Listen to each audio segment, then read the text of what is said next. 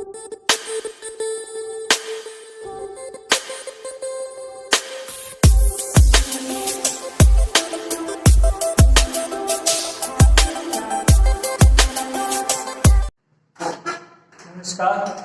Atul Pandey classes for general science में आप सभी का स्वागत है।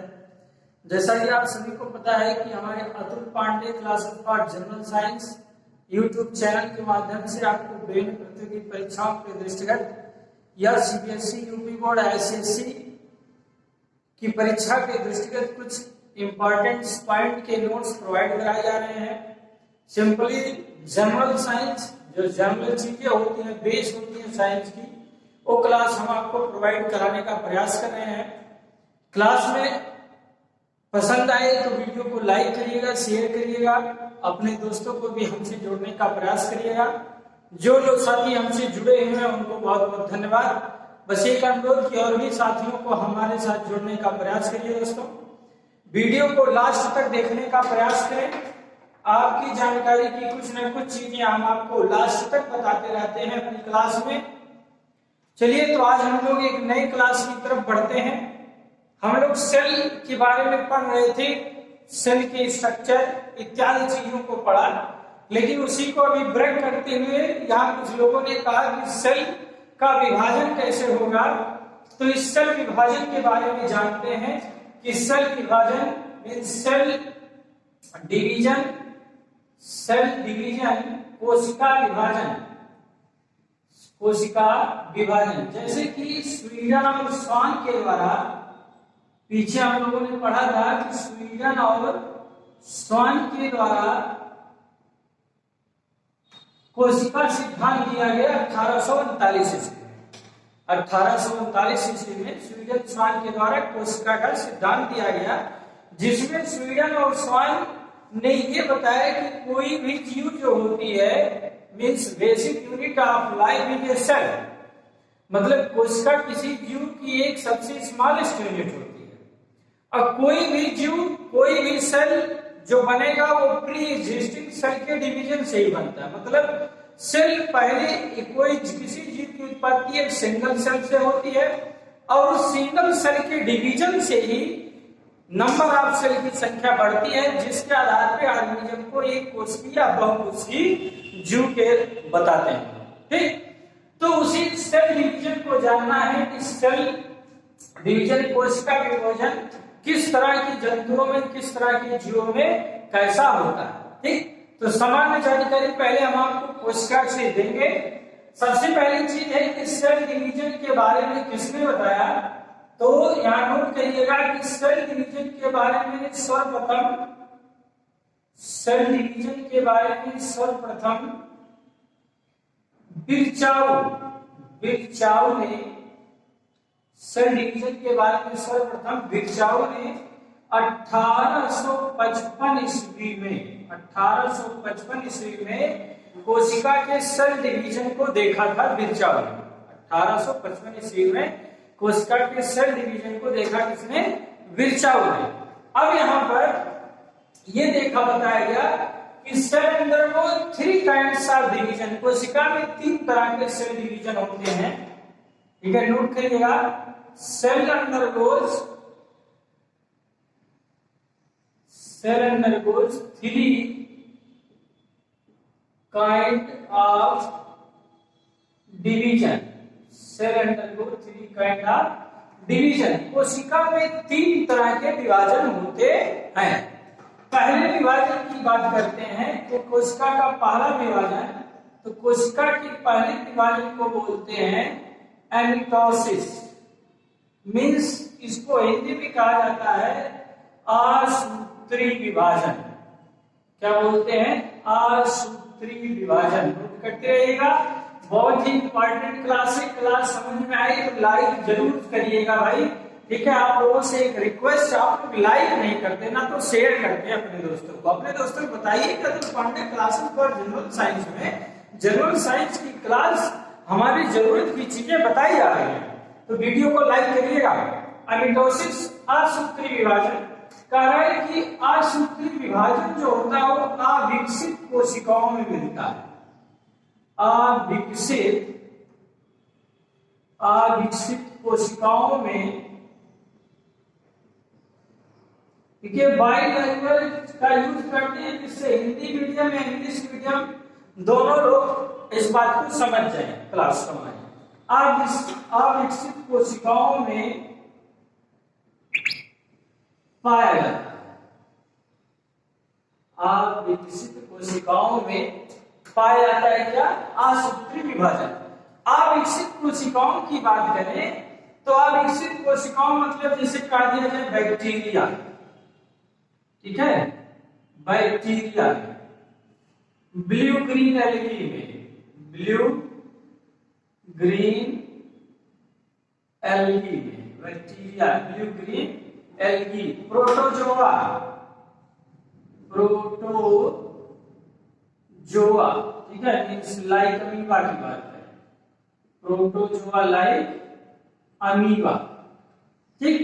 ऐसे कुछ ऑर्गेनिज्म में क्या मिलते हैं? असूत्री विभाजन। और भी बात कर लेते हैं, इसके अतिरिक्त फंजाई में, फंजाई में, ईस्ट में, फंजाई में, ईस्ट में मतलब कवक में, ठीक है, जीवाणु में, नीलहरी शैवाल में, प्रोटोजोआ में, कवक में, ईस्ट मींस खमीर में, इन सब में असूत्री विभाजन अमीटोसिस प्राप्त होता है। अविकसित कोशिकाओं में असूत्री विभाजन होता है। इसके बारे में समझिएगा इस सिंपल से उदाहरण से कि अमीबा एक कोशिकीय जीव है, यूनिसेलुलर अमीबा है, ठीक है, जिसके बारे में कहा जाता है कि अमीबा का कोई निश्चित आकार नहीं होता है। अमीबा एक निश्चित आकार नहीं होता है।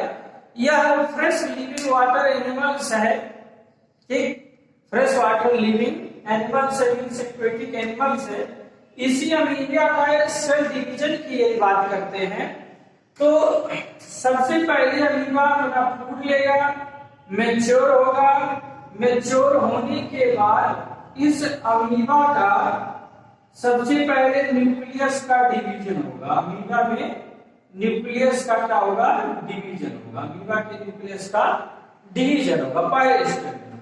और अमीबा का न्यूक्लियस का डिवीजन जब हो जाएगा तो फिर एक तरीके से अमीबा के साइटोप्लाज्म, ठीक है, अमीबा के न्यूक्लियस का डिवीजन हो जाने के बाद अमीबा के साइटोप्लाज्म मटेरियल्स का, मींस फ्लूइड मटेरियल्स, कोशिका द्रव्य का, किसका?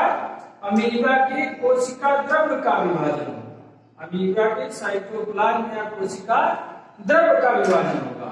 और अमीबा के कोशिका द्रव्य का जब विभाजन हो जाएगा तो दो संतति कोशिकाएं, मींस दो डॉटर सेल, ठीक है, टू डॉटर सेल, तो संतत कोशिकाओं का क्या हो जाता है? निर्माण हो जाता है। अमीबा दो कोशिका में क्या हो जाती है? टूट जाती है, ठीक।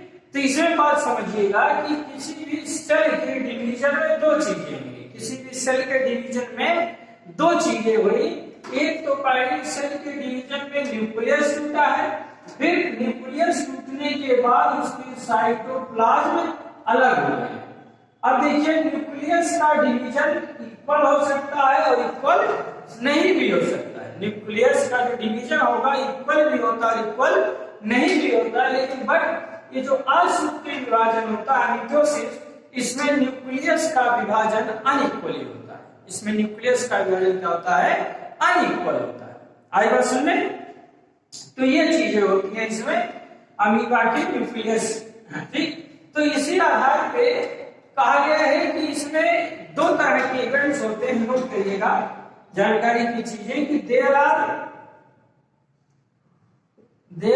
To event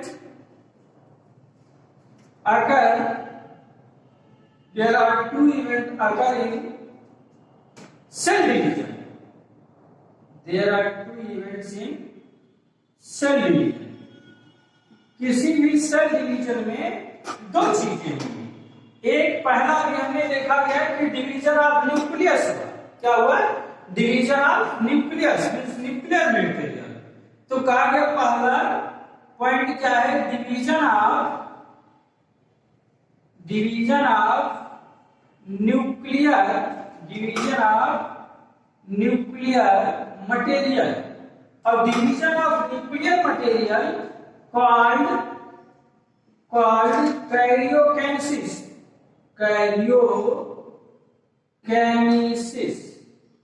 called karyokinesis.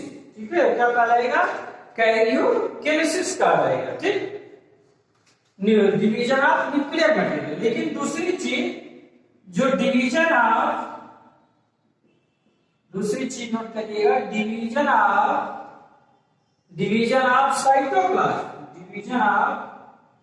Cytoplasm is called division of cytoplasm is called cytokinesis।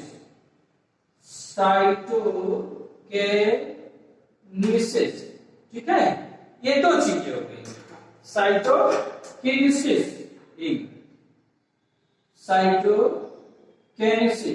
ये हो गई, ये चीज चाहिए।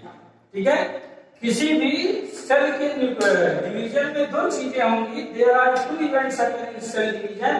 पहले nucleus the division of nuclear material का डिवीजन होगा और न्यूक्लियर मटेरियल का डिवीजन कहलाएगा कैरियोकाइनेसिस।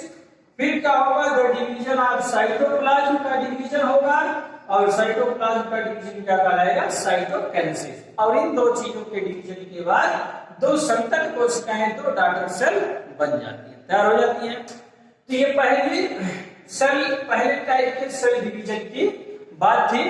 अब अगला सेल डिवीजन, बात समझ में आ रही होगी तो लाइक करिएगा, शेयर करिएगा, अपने दोस्तों को भी हमारे साथ जोड़ने का प्रयास करिएगा। ऐसी जानकारी की चीजें हम आपको बताते रहेंगे। आप नोट्स बनाते रहें क्योंकि ये आगे तक आपको अगली क्लासों तक जरूरत पड़ेगी सबकी। चलिए दूसरे डिवीजन की बात करते हैं। दूसरे तरह का जो सेल डिवीजन है, जो कहा गया है दूसरा सेल डिवीजन माइटोसिस। क्या बोला जा रहा है? माइटोसिस। माइटोसिस को हिंदी में कहते हैं समसूत्री विभाजन। ठीक है, माइटोसिस क्या कहते हैं? समसूत्री विभाजन। अभी इसकी समान जानकारी लिखिएगा, फिर हम लोग इसके एक तरीके से डिफरेंस के रूप में इसको समझ लेंगे छोटी क्लास में। ठीक है, माइटोसिस समसूत्री विभाजन कह रहा है कि जंतु कोशिकाओं में होता है। ठीक है, किसमें? एनिमल सेल में होता है। एनिमल सेल में मीन्स बात करें जंतु कोशिकाओं में, एनिमल सेल मीन्स जंतु कोशिकाओं में। ठीक है, जंतु कोशिकाओं में क्या होगा? माइटोसिस समसूत्री विभाजन होगा। इसके बारे में वाल्थियर फ्लेमिंग, ठीक है, माइटोसिस को वाल्थियर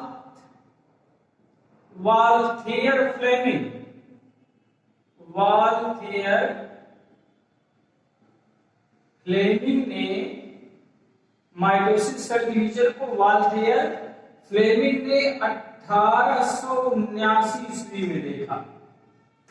1879 ईस्वी में देखा और 1882 में इसका नाम माइटोसिस बताया।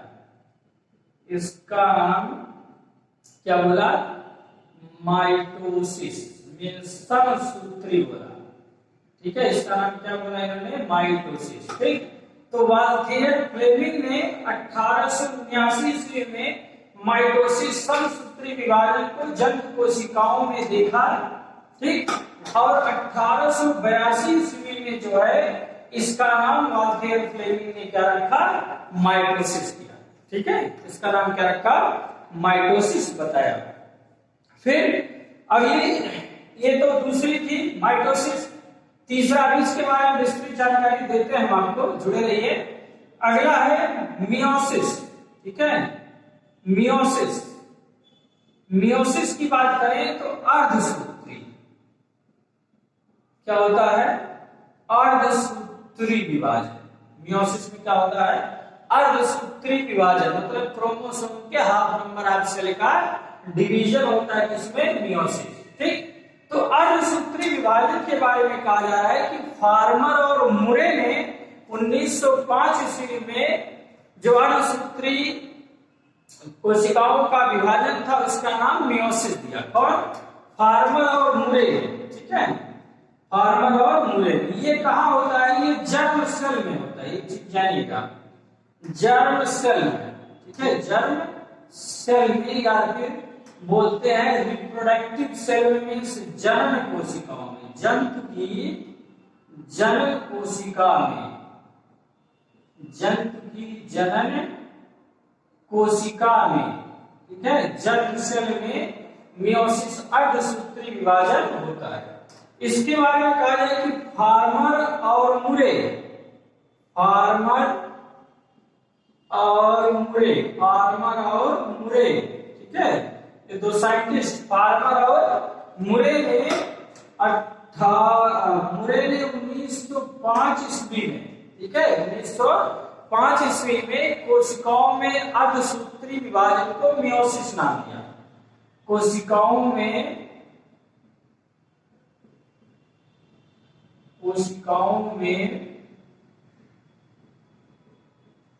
अर्धसूत्री विभाजन,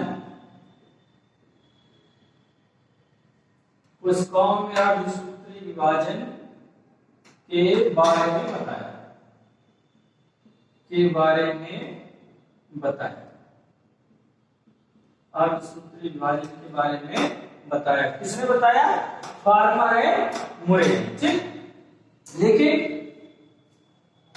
मतलब इसका नाम लिया, यहीं पे दूसरे साइंटिस्ट का नाम आता है बीजमैन, ठीक है। अर्धसूत्री विभाजन की खोज की यदि बात आ जाती है, अर्धसूत्री विभाजन की खोज, अर्धसूत्री विभाजन की खोज बीजमैन ने बताया। किसने बताया? बीजमैन, WEISMAN, बीजमैन, ठीक है।